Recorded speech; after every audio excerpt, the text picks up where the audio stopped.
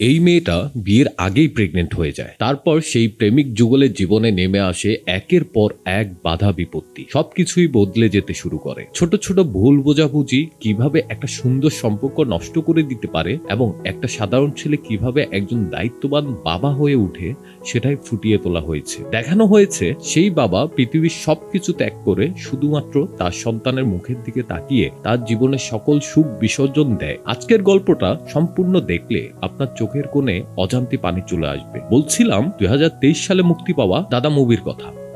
হেই, কি অবস্থা সবার? এই ধরনের অসাধারণ মুভির এক্সপ্লেনেশন দেখতে আমাদের চ্যানেলটি সাবস্ক্রাইব করুন। ভালো লাগলে অবশ্যই লাইক দিবেন। তাহলে চলুন বেশি কথা না বলে গল্পে যাওয়া যাক। গল্পের শুরুতেই আমরা এক প্রেমিক যুগলকে দেখতে পাই। তারা নিজেদের মধ্যে কিছু সুন্দর সময় কাটাচ্ছে। ছেলেটার নাম মনীষ এবং মেয়েটার নাম সিন্ধু। মেয়েটা এক পর্যায়ে বেশ ইমোশনাল হয়ে যায়। মনীষের দিকে তাকিয়ে তার চোখের পানি চলে আসে। তখন মনীষ তাকে জিজ্ঞেস করে, কি ব্যাপার, কাঁদছো কেন? সিন্ধু তখন বলে, আনন্দের চোখের পানি চলে এসেছে। একথা শুনেই মনীষ বলে, আনন্দে কেউ কাঁদে নাকি? আমি শেষ কবে কেঁদেছি আমার মনে নেই। আমার দাদি মারা গেল, আমি কাঁদিনি। আর তুমি আনন্দে কান্না করছো। সিন্ধু কেন কাঁদছে সেটা আমরা একটু পরেই জানতে পারবো। একদিন কলেজ ক্যান্টিনে মনীষ আর সিন্ধু বসে আছে। সিন্ধু বসে বসে কাঁদছে। দূর থেকে ওদের কলেজের এক ছেলে এসব লক্ষ্য করছে। মূলত এই ছেলে সিন্ধুকে পছন্দ করে। সে এসব দেখে ভাবে দুজনের ভেতর কোনো ঝামেলা হয়েছে হয়তো। এই সুযোগে দুজনকে আলাদা করে দিতে পারলেই তার রাস্তা ক্লিয়ার। সে পুরো হিরো সেজে তাদের দুজনের মাঝখানে এসে সিন্ধুকে বলে, তুমি মনীষের থেকেও ভালো কাউকে ডিজার্ভ করো। তখন মনীষ বলে, ও প্রেগনেন্ট আর আমার কারণেই ও প্রেগনেন্ট। এ কথা শুনে ছেলেটার মুখ পুরোটাই শুকিয়ে যায়। সে আর কোনো কথা না বলেই সেখান থেকে চলে যায়। তখন মনীষ সিন্ধুকে বুঝিয়ে বলে, এসব নর্মাল বিষয়, এটা নিয়ে এত চিন্তা করতে হবে না। আমার পরিচিত ডাক্তার আছে, অ্যাবর্শন করালেই সব ঠিক হয়ে যাবে। সিন্ধু বলে, তোমার কাছে বিষয়টা নর্মাল হতে পারে, কিন্তু আমার কাছে তা মোটেও না। আমি অ্যাবর্শন করব না, এই বাচ্চাকে জন্ম দিব। মনীষ বলে, মাথা ঠান্ডা করো, কান্নাকাটি বাদ দিয়ে বাড়ি যাও, আমি দেখছি কি করা যায়। কিন্তু সিন্ধু বাড়ি যেতে চায় না। সেখান থেকে রাগ করে উঠে চলে যায়। এরপর মনীষ তার বেস্ট ফ্রেন্ড অমিতের বাড়িতে সিন্ধুকে নিয়ে যায়। পরের দিন সকালে মনীষ আর সিন্ধু খেতে বসে। এমন সময় দরজায় কলিং বেল বাজে। মনীষ দরজা খুলতেই দেখে পুলিশ এসেছে। পুলিশ তাদের দুজনকে থানায় নিয়ে যায়। সিন্ধুর বাবা পুলিশের কাছে কমপ্লেন করেছে যে মনীষ তার মেয়েকে কিডন্যাপ করেছে। মনীষকে বাইরে রেখে মনীষের দাদা আর বাবাকে থানার ভেতরে ডাকা হয়। আর সিন্ধুর বাবার সাথে একজন লিডার লোক আসে। তারা এসে বলতে থাকে, আমাদের মেয়ে খুবই ভালো, সে কখনোই ভুল করতে পারে না। ওনাদের ছেলে আমার মেয়েকে জোর করে তুলে নিয়ে গেছে। তখন পুলিশ সবাইকে থামিয়ে দিয়ে বলে, আপনারা চুপ করুন, মেয়েটা অনেকক্ষণ ধরে চুপ করে বসে আছে, ওকে কথা বলতে দিন। তখন সবার কথা বন্ধ হলে সিন্ধু বলে, আমি প্রেগনেন্ট। এটা শুনেই তো সিন্ধুর বাবার বুকে ব্যথা শুরু হয়। আর তখন পুলিশ ব্যঙ্গ করে বলে উঠে, মেয়ে তো খুবই ভালো, এমন কিছুই করতে পারবে না, তাই না? তারপর সিন্ধুর বাবা বেরিয়ে আসে আর বলে, মেয়েকে নিয়ে কত স্বপ্ন দেখেছি, ধুমধাম করে বিয়ে দেব, কত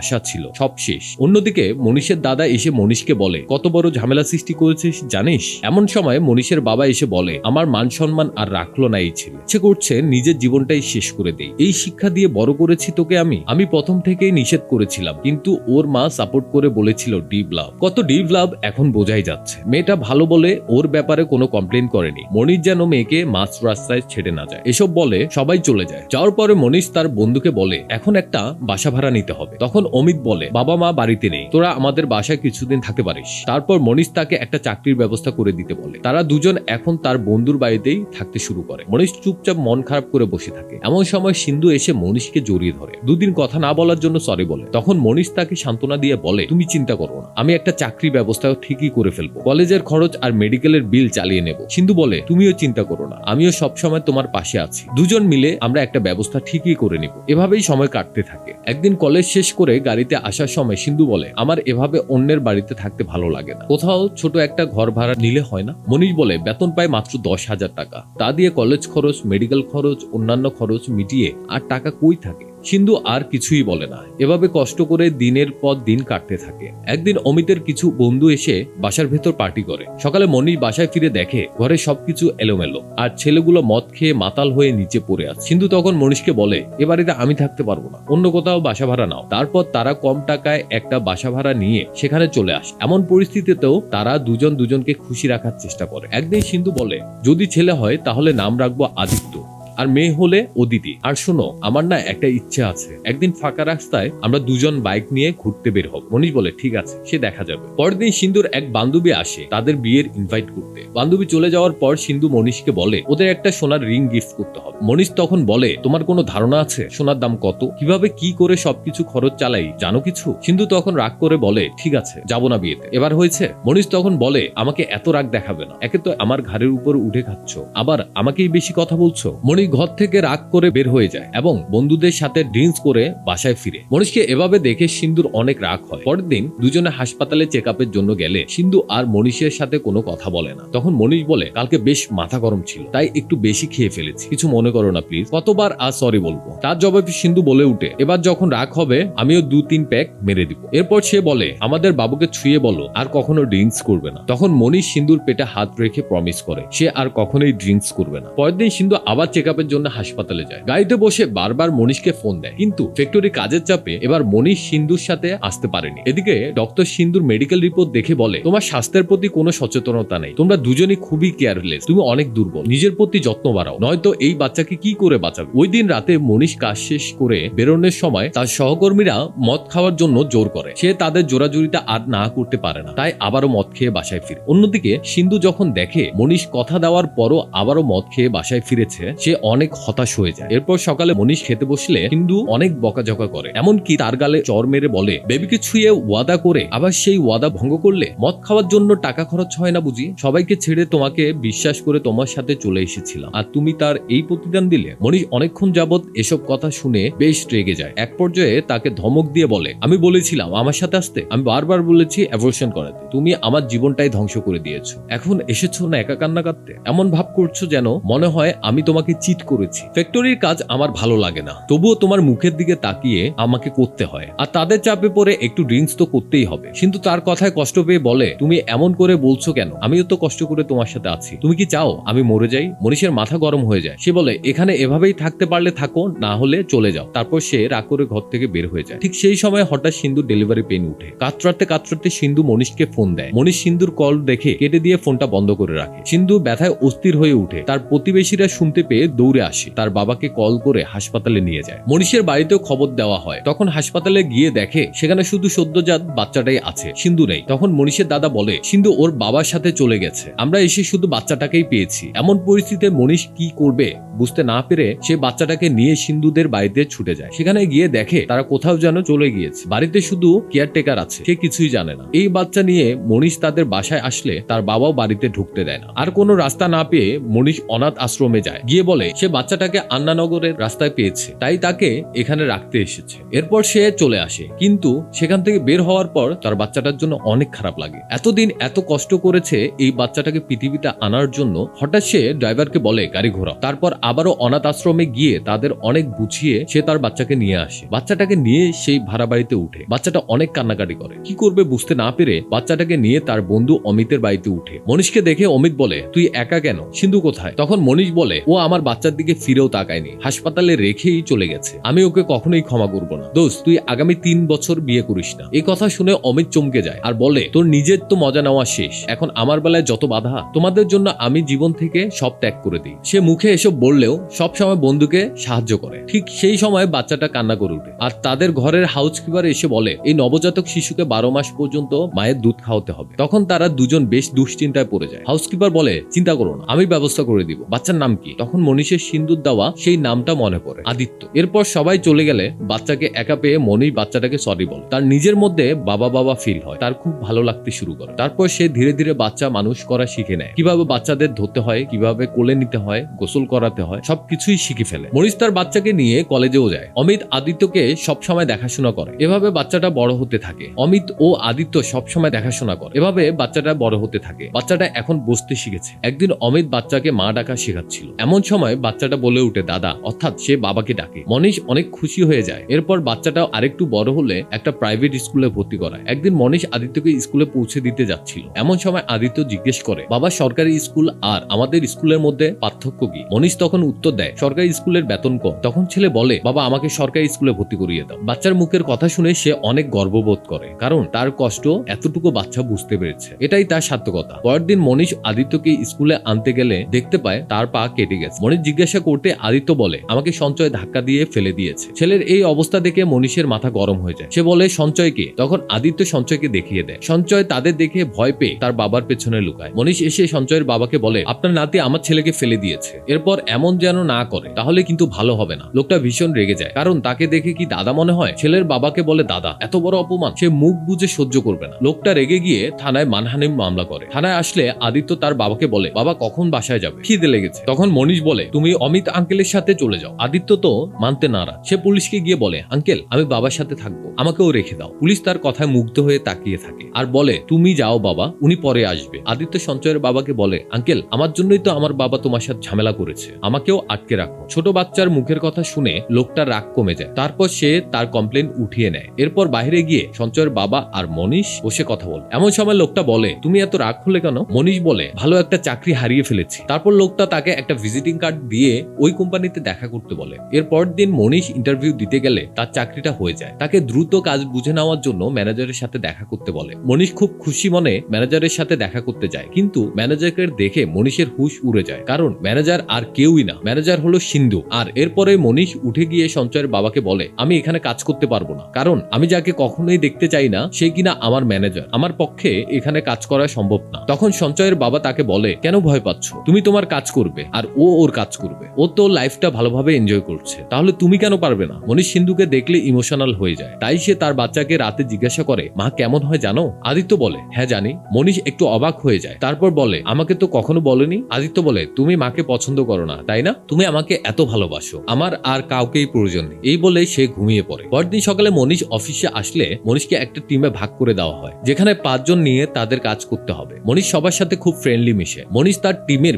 বিনীত নামে সহকর্মীর সাথে বসে টিফিন করছে। সেই সময় দেখতে পায় পাশের টেবিলে সিন্ধুর সাথে একটা লোক দেখা করতে এসেছে। তখন বিনীত মনীষকে বলে এই লোকটার সাথে ম্যাডামের বিয়ে ঠিক হয়েছে, কিন্তু ম্যাডাম লোকটাকে পাত্তা দেয় না। মনীষ বলে তুমি কি করে জানো? তখন বিনীত লজ্জায় লাজুক হয়ে যায়। আমি ম্যাডামের সব খবর রাখি, কারণ আমি তাকে অনেক ভালোবাসি, একদিন আমি তাকে বিয়ে করব।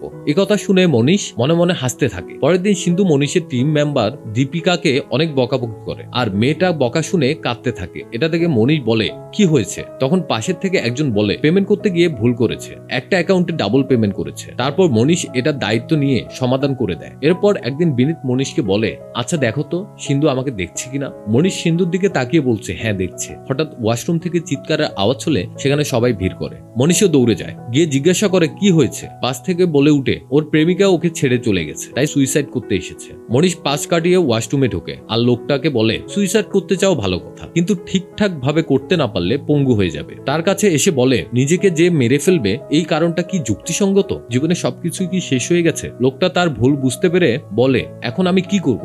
সবাইকে আমি বলেছি আমি সুইসাইড করব, এখন কিছু করতে না পারলে মানসম্মান থাকবে না। তখন মনীষ বলে ঠিক আছে আমি তোমাকে ধরে নিয়ে বের হবো, আর ছুরিটা আমার কাছেই থাকবে, তাতে সবাই ভাববে আমি তোমাকে বাঁচিয়ে নিয়েছি। লোকটাও রাজি হয়ে যায় আর তারা ঠিক তাই করে। এভাবে ধীরে ধীরে মনীষ অফিসে সবার মন জয় করে নেয় এবং এসব কিছুর জন্য দীপিকা তাকে পছন্দ করতে শুরু করে। একদিন সন্ধ্যায় মনীষ তার ছেলেকে পাশে বসে পড়াচ্ছিল, এমন সময় তার ফোনে একটা মেসেজ আসে। এটা দেখে আদিত্য বলে বাবা তোমার টিম মেম্বার তোমাকে খাবার জন্য দাওয়াত দিয়েছে। দীপিকার দাওয়াত পেয়ে মনীষ রেস্টুরেন্টে যায়, আর সেখানে এসে মনীষ বুঝতে পারে দীপিকা তাকে পছন্দ করে। আজকে মনীষকে তার মনে কথা বলবে। এমন সময় মনীষ অজুহাত দেখিয়ে ওয়াশরুমে যায় আর তার কাছে ওয়ালেট দিয়ে বলে বিল আমার ওয়ালেট থেকে দিও। এই সুযোগে দীপিকা ওয়ালেট পেয়ে খুলে দেখে মনীষ আর সিন্ধুর একটা ছবি দেখে। অর্থাৎ মনীষ চেয়েছিল যেন দীপিকা সবটা বুঝতে পারে, কারণ দীপিকাকে সে কষ্ট দিতে চায় না। একজনের ভালো লাগতেই পারে, তাই বলে তাকে অপমান করা ঠিক না। এজন্যই মনীষটা জেনে বুঝেই করে। এরপর দীপিকা অমিতের সাথে দেখা করে মনীষের ব্যাপারে কথা বলে। অমিত সবকিছুই বলে দেয়। দীপিকা অফিসে গিয়ে তার টিম মেম্বারদের এই ঘটনা খুলে বলে, আর তারা প্ল্যান করে মনীষ আর সিন্ধুকে এক করবে। তাদের পরিকল্পনা অনুযায়ী তারা একটা পিকনিকের ব্যবস্থা করে, সেখানে অনেক মজা মাস্তি হয়। প্ল্যান মতো তারা মনীষ আর সিন্ধুকে একটা রুমে বন্ধ করে দেয়, কিন্তু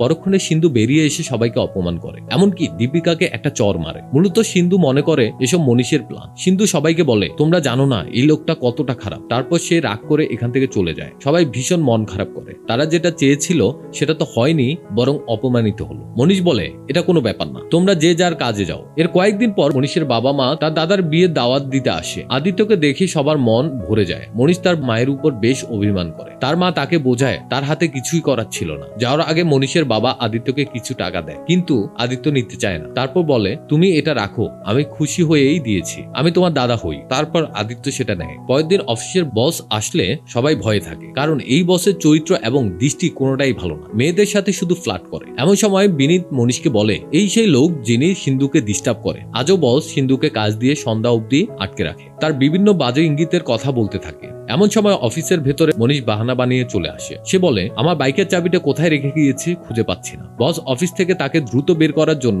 সেও মনীষের সাথে চাবি খুঁজতে থাকে। এমন সময় মণি বাথরুমের কাছে আসে, আর তার বসও তার পিছু পিছু আসে। সুযোগ বুঝে মনীষ তার বসকে কায়দা মতো ধোলাই দিয়ে দেয়, আর কোনো মেয়ের দিকে যদি তাকায় ডিস্টার্ব করিস তাহলে তোকে পুলিশে ধরিয়ে দেব। সিন্ধু বুঝতে পারে মনীষ তাকে এখনো কতটা ভালোবাসে। বাইরে বের হয়ে কোনো গাড়ি না পেয়ে সিন্ধু হাঁটতে থাকে। তখন মনীষ পেছন থেকে বাইক এনে তার পাশে দাঁড় করায়। সিন্ধু বুঝতে পেরে চুপচাপ তার বাইকে উঠে বসে। তাদের বলা সেই পুরনো কথা মনে পড়ে যায়। একদিন ফাঁকা রাস্তায় বাইক নিয়ে ঘুরবে, আর সেই স্বপ্ন পূরণ হলো। সিন্ধু শক্ত করে মনীষকে ধরে বলে, আমার জন্য বসকে মারলে? মনীষ বলে, তোমাকে কেউ কিছু বললে এখনো আমি সহ্য করতে পারি না। সিন্ধুকে বাড়ি পৌঁছে দিয়ে মনীষ চলে যায়। মনীষ এই অফিস থেকে চাকরি ছেড়ে দিয়েছে। বসকে পিটিয়ে কি বেশি দিন অফিসে থাকা যায়? অফিসে সিন্ধু এসে খবরটা শুনে বেশ মন খারাপ করে। মনীষ চলে যাওয়ায় অফিসের সবাই তাকে নিয়ে প্ল্যান করে, বিদায় সংবর্ধনা জানাতে চায়। অফিসের শেষ দিনে মনীষ আদিত্যকে অফিস নিয়ে আসে। এমন সময় আদিত্য লিফটের পেছনে তার মায়ের পেছনে লুকিয়ে পড়ে। এরপর সিন্ধু যখন তার কেবিনে কাজ করছিল, আদিত্য দরজায় বাইরে দাঁড়িয়ে উকি দিয়ে দেখছিল। এটা দেখে সিন্ধু তাকে ভেতরে ডেকে নেয়, আর এত মিষ্টি বাচ্চাকে দেখে সিন্ধু তার হাতে একটা চকলেট দিয়ে দেয়। তার নাম জিজ্ঞেস করে, তখন বাচ্চাটা তার নাম বলে আদিত্য। আদিত্য নাম শুনে সিন্ধু অবাক হয়ে যায়। সাথে সাথে সিন্ধু ওকে জিজ্ঞেস করে, তোমার বাবার নাম কি? বাচ্চাটা বলে মনীষ। এমন সময় বিনীত এসে আদিত্যকে নিয়ে যায়। সিন্ধুর আর বুঝতে বাকি থাকে না এটাই তার ছেলে। তখনই সিন্ধু বাড়িতে তার বাবাকে ফোন করে বলে, তোমরা যে বলেছিলে আমার বাচ্চা মারা গেছে, কেন আমার সাথে এত বড় মিথ্যে কথা বললে? আমার থেকে আমার বাচ্চাকে কেড়ে নিলে। সিন্ধুর বাবা বলে, অনেক বড় ভুল হয়ে গেছে। তখন সে ফোনটা কেটে দেয়। সিন্ধু মনীষকে ডেকে পাঠায়। তখন মনীষ তার ভেতরে চেপে রাখা প্রশ্নগুলো করতে থাকে। সে বলে, আমাকে তুমি ছেড়ে গিয়েছিলে ঠিক আছে, আমি মেনে নিলাম আমার ভেতরে অনেক কিছুই খারাপ ছিল, কিন্তু সকলের বিরুদ্ধে গিয়ে তুমি এই বাচ্চাকে জন্ম দিতে চেয়েছিলে। তবে কেন বাচ্চাকে জন্ম দিয়েই তুমি তাকে ফেলে রেখে তোমার বাবার সাথে চলে গিয়েছিলে? সিন্ধু কান্নায় ভেঙে পড়ে আর বলে, আমাকে মিথ্যে বলেছিল, আমার বাচ্চা আর বেঁচে নেই। তোমার জন্য আমার বাচ্চা মারা গিয়েছে ভেবে আমি তোমার উপর এতদিন রেগেছিলাম। আমি অনেক কষ্ট পেয়ে বাবার সাথে সেদিন চলে গিয়েছিলাম। আমি এই 4 বছর অনেক কষ্ট সহ্য করেছি। দুই পরিবারের রাগ, অভিমান, ভুল বুঝাবুঝির জন্য আজ আমাদের এই পরিণতি। আমাকে মাফ করে দাও। আমি 4 বছরে কয়েকবার আত্মহত্যা করতে গিয়েছি, কিন্তু পারিনি। তুমি আমার কোনো খোঁজও নাওনি। এরপর দুজনে ভুল বুঝাবুঝির অবসান হলে তারা দুজন দুজনকে জড়িয়ে ধরে। আর তখনই বাইরে গিয়ে মনীষ তার ছেলেকে নিয়ে আসে আর বলে, এই যে তোমার মা। আদিত্য তার মার কাছে গিয়ে বলে, মা। সিন্ধু এত বছর পর তার ছেলেকে পেয়ে বুকে জড়িয়ে ধরে কান্নায় ভেঙে পড়ে। এটা দেখে মনীষও দূরে দাঁড়িয়ে কাঁদতে থাকে। সে একদিন বলেছিল আনন্দে কি করে মানুষের চোখে পানি আসে, আর আজ সে নিজেই সেটা অনুভব করছে। মনীষ আর সিন্ধুর গল্পটা অনেক চড়াই উতরাই পেরিয়ে আজ এই মুহূর্তে এসে দাঁড়িয়েছে। হাজারো ভুল বুঝাবুঝি, দূরত্ব আর অভিমান সব পেছনে ফেলে ওরা আজ একই ছাদের নিচে। আর ঠিক এমন একটা হ্যাপি এন্ডিং এর মাধ্যমেই আজকে আমাদের গল্পটা শেষ হয়ে যায়। মুভিটি আপনাদের কেমন লেগেছে অবশ্যই কমেন্ট করে জানাবেন, এবং ভালো লাগলে লাইক বাটনে ক্লিক করবেন। দেখা হচ্ছে পরের কোনো অসাধারণ মুভি নিয়ে। সেই পর্যন্ত আমাদের সাথেই থাকুন। ধন্যবাদ।